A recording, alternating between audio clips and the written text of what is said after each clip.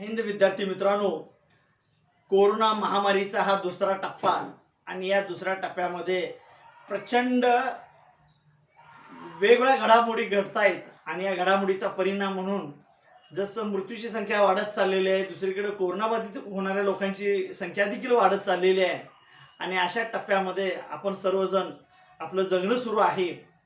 खरं म्हणजे दुसऱ्या सत्राला आता सुरुवात झालेली आहे आणि दुसऱ्या सत्राची सुरुवात झाल्यानंतर आपल्याला नेहमीप्रमाणे ऑनलाईन पद्धतीने काही गोष्टींचं अरेंजमेंट करावी लागते आणि त्याचाच भाग म्हणून मी विद्यार्थी मित्रांनो, आपण यूट्यूब चॅनलच्या माध्यमातून यूट्यूब व्हिडिओ आपण पाहून आपला हा जो अभ्यासाचा जो दुसऱ्या सत्राचा जो भाग आहे तो आपण येतो पाहतोय.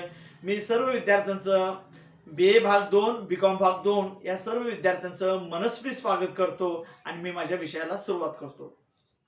विद्यार्थी मित्रांनो, कोरोना महामारीचं हे सत्र सातत्याने असंच सुरू राहणार आहे. त्यामुळे आपण खूप काळजी करू नका. स्वतःसाठी विचार करा आणि कोरोना महामारीला आपण हरवायचं आहे हे डोक्यात धरून आपण आपलं रेग्युलर जे काम आहे, नित्यनेमाचं जे कार्य आहे ते आपण सातत्याने चालू ठेवायचं आहे. आज आपण या यूट्यूब व्हिडिओच्या माध्यमातून व्यापार चक्रे, ज्याला इंग्रजीमध्ये आपण ट्रेड सायकल्स म्हणतो, त्या व्यापार चक्राचा आपण अभ्यास करणार आहोत. त्याच्यामध्ये त्याची प्रस्तावना, व्यापार चक्राचा अर्थ, व्यापार चक्राच्या जे काही रचना आहे किंवा अवस्था जी आहे, या सर्वांचा आपण यथोचित पद्धतीनं अभ्यास करणार आहोत. अत्यंत सोपं असा हा भाग आहे. मी विषयाला सुरुवात करतो विद्यार्थी मित्रांनो, की आपल्या सर्वांना माहिती आहे हे जग हे अत्यंत गतिशील पद्धतीनं सुरू आहे, क्रियान्वयन सुरू आहे आणि या जगामध्ये प्रत्येक ठिकाणी कुठल्या ना कुठल्या प्रकारचे आर्थिक व्यवहार प्रचंड मोठ्या प्रमाणात किंवा वेगाने होत असतात आणि ज्या ठिकाणी आर्थिक घडामोडी होतात, आर्थिक व्यवहार होतात, त्या ठिकाणी व्यापार चक्राची निर्मिती होतेच, हे सत्य आपण स्वीकारूया. विद्यार्थी मित्रांनो, पहिल्यांदा आपण व्यापार चक्र हे नेमकं कुठल्या देशामध्ये सुरू होतात हे जाणून घेऊया. व्यापार चक्र साधारणपणे साम्यवादी देश जर सोडला, चीन, रशिया ह्या 2 देशांना किंवा आणखी काही देश आहेत त्यांना जर सोडला, तर व्यापार चक्राची निर्मिती हे सगळ्या भांडवलदार देशामध्ये सातत्याने सुरू असते. भारत देखील त्याला अपवाद नाही आहे. त्यामुळे त्या ठिकाणी देखील व्यापार चक्र हे सातत्याने सुरू आहे. आपण या सर्व गोष्टींचा अभ्यास करत करत मुळात आपल्या मनामध्ये एक प्रश्न येतो की व्यापार चक्र म्हणजे काय. व्यापार चक्र म्हणजे असं वेगळं काही नाही आहे की हे जे आर्थिक व्यवहार जे असतात त्या आर्थिक व्यवहारामध्ये किंवा साध्या भाषेमध्ये या भांडवल जगतामध्ये उत्पादन, उत्पन्न, रोजगार, वस्तूच्या किमती, वेतन, नफा या सर्व गोष्टींच्या मध्ये जो काही बदल घडून येतो त्या बदलालाच आपण व्यापार चक्र असं म्हणतो. आणखी साध्या भाषेत जर व्यापार चक्र समजून जर घ्यायचं असेल तर तेजी आणि मंदीचं चक्र म्हणजेच व्यापार चक्र असा त्याचा अर्थ होतो. त्यामुळे व्यापार चक्र ही संकल्पना अत्यंत महत्त्वाची आहे. व्यापार चक्र हे सातत्यानं नव्यानं निर्माण होत असतात, पुनरुद्भवी असतात आणि व्यापार चक्रावरती हे संपूर्ण विश्व अवलंबून आहे. त्यामुळे ज्या देशामध्ये व्यापार चक्र जास्त आढळून येत आहेत किंवा त्याची गती जास्त असते, त्याचा अर्थ त्या देशामध्ये आर्थिक व्यवहार जे आहेत ते प्रचंड वेगाने होत आहेत, हे सत्य आपल्याला स्वीकारावं लागेल. पण भारतासारख्या देशामध्ये, भारतासारख्या विकसनशील देशामध्ये देखील अशा प्रकारच्या गोष्टी आपल्याला प्रकर्षाने दिसतात, त्या देखील आपल्याला लक्षात येतात. पण त्या ठिकाणची व्यापार चक्र हे छोटे छोटे असतात, हे आपल्याला मान्य करावं लागेल. आपण व्यापार चक्राची प्रस्तावना समजून घेतल्यानंतर व्यापार चक्र या शब्दाचा नेमका अर्थ काय आहे, याच्यामध्ये शुम्पीटर आणि केन्स या 2 महान अर्थतज्ञांनी त्याची वेगळ्या पद्धतीनं जो काही अर्थ त्यांना अभिप्रेत होता, त्यांनी जो काही अर्थ सांगितला तो अर्थ आपण या ठिकाणी पाहतो आहोत. पहिल्यांदा आपण जाणून घेतोय शुम्पीटर. आपल्याला माहित आहे एक सुपरिचित असं नाव आहे शुम्पीटर. त्याने व्यापार चक्रासंदर्भातचा त्याने अर्थबोध असा त्यांनी केलेला होता की आर्थिक घडामोडीच्या बाबतीत दीर्घकालीन संतुलन स्थितीत तरंगाप्रमाणे घडून येणारे चढ उतार म्हणजे व्यापार चक्र होय. मी पुन्हा एकदा त्यांची शुम्पीटरने सांगितलेली व्याख्या सांगतोय की आर्थिक घडामोडीच्या बाबतीत दीर्घकालीन संतुलन स्थितीत तरंगाप्रमाणे घडून येणारे चढ उतार म्हणजे व्यापार चक्र होय, अशा प्रकारची व्याख्या किंवा अर्थ शुपिटर यांना अभिप्रेत होता. आपण दुसरा व्यक्ती, जो महान व्यक्ती ज्याला आपण आधुनिक अर्थशास्त्राचे जनक समजतो, ते डॉक्टर जॉन केन्स यांची व्याख्या या ठिकाणी आपण जाणून घेतोय. आणि ती व्याख्या अशी आहे: वाढत्या किमती व घटती बेकारी असलेल्या तेजीचा अगर उत्तम व्यापाराचा कालखंड, त्याचबरोबर घटत्या किमती आणि वाढती बेरोजगारी असलेल्या मंदीचा कालखंड मिळून बनलेल्या चक्राला व्यापार चक्र असे म्हणतात. अशा पद्धतीने शुपिटर असतील किंवा केन्स असतील किंवा अन्य अर्थशास्त्रज्ञांनी जी व्यापार चक्राबाबतचा अर्थबोध त्यांना अपेक्षित होता तो सांगितलेला आहे.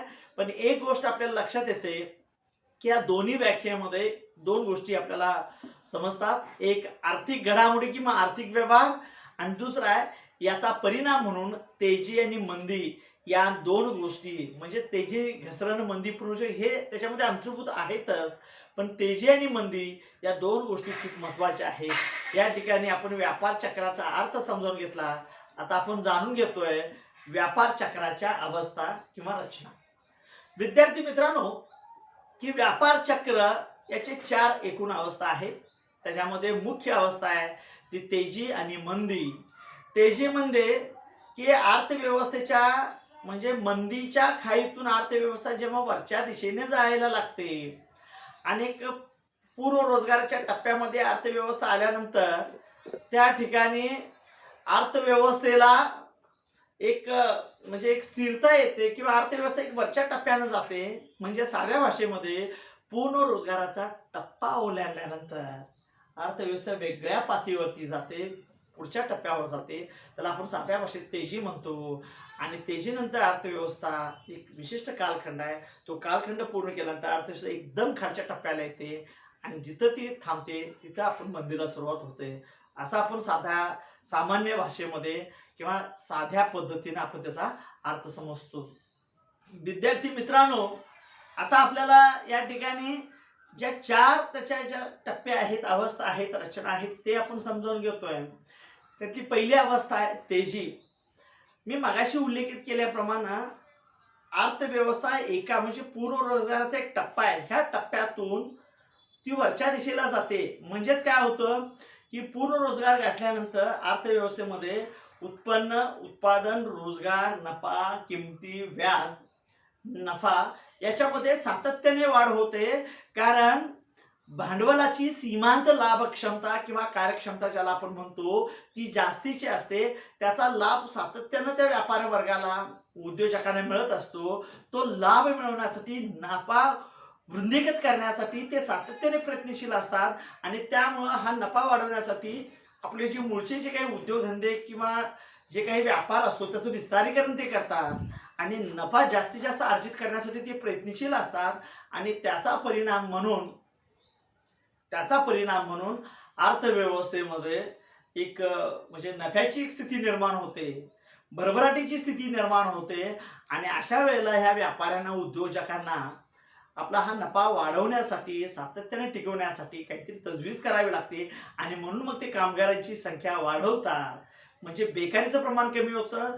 पण ही गोष्ट सातत्यपूर्ण राहत उत्पन्न, उत्पादन, रोजगार, नफा, किमती, व्याज, भांडवल, नफा हे वाढत जातं. पण एका टप्प्यामध्ये भांडवलाची सीमांत लाभ क्षमता ही स्थिर राहते. आणि त्या ठिकाणी मात्र उत्पादकानं, व्यापारानं काही जरी प्रयत्न केले त्याला मात्र त्या पद्धतीनं लाभ होताना दिसत नाहीत. म्हणजे की या ठिकाणी तेजीचा एक टप्पा आहे, ज्या टप्प्यामध्ये म्हणजे तेजीची अवस्था कारणीभूत होण्यासाठी जे काही व्यापारी घटक जे होते, कारणीभूत होते, ते घटक आता निष्फळ तयार राहतात. आणि त्यामुळे अर्थव्यवस्था तेजीच्या एका विशेष टप्प्यापर्यंत पोहोचते, ज्याला आपण सर्वोत्तम बिंदू, ज्याला अपेक्स पॉईंट असं म्हणतो. विद्यार्थी मित्रांनो, हा पहिला टप्पा ओलांडल्यानंतर अर्थव्यवस्था दुसऱ्या टप्प्याकडे मार्गक्रमण करायला लागते.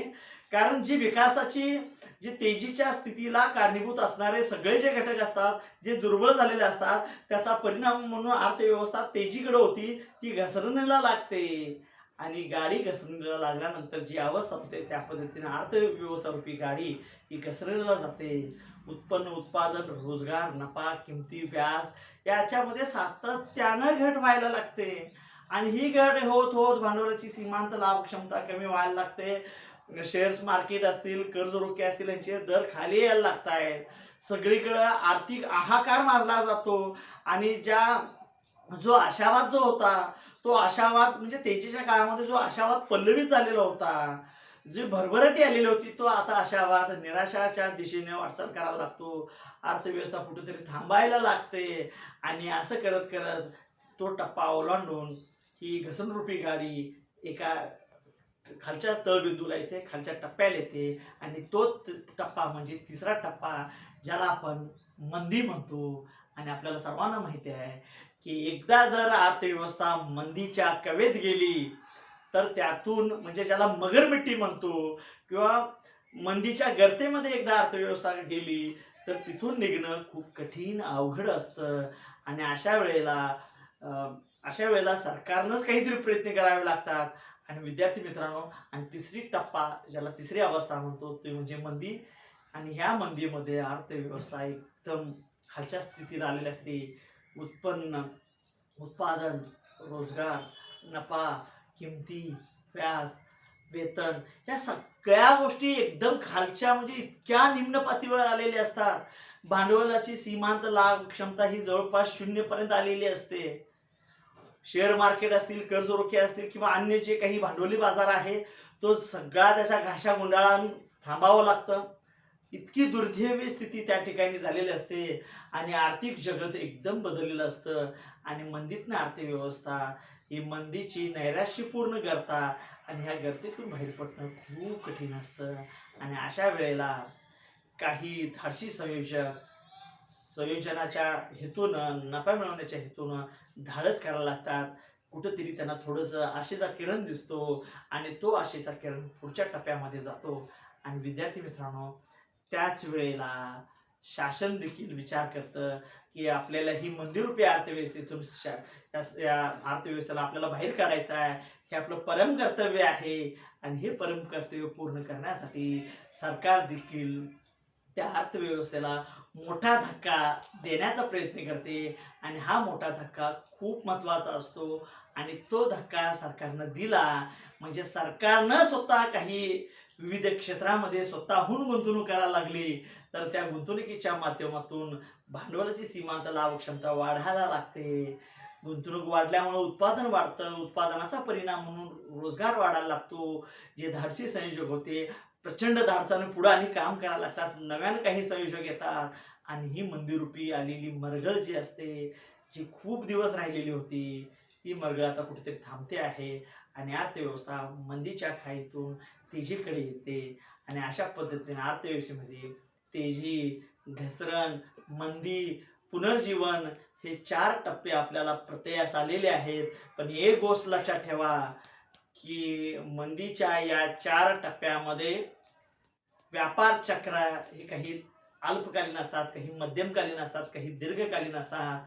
पण अल्पकालीन व्यापार चक्र हे 2 ते 3 वर्षाचे असतात. मध्यमकालीन व्यापार चक्र हे 5 ते 6 वर्षाचे असतात. मात्र विद्यार्थी मित्रांनो, जे दीर्घकालीन व्यापार चक्र आहेत ते 30 ते 40 वर्षाचे असतात.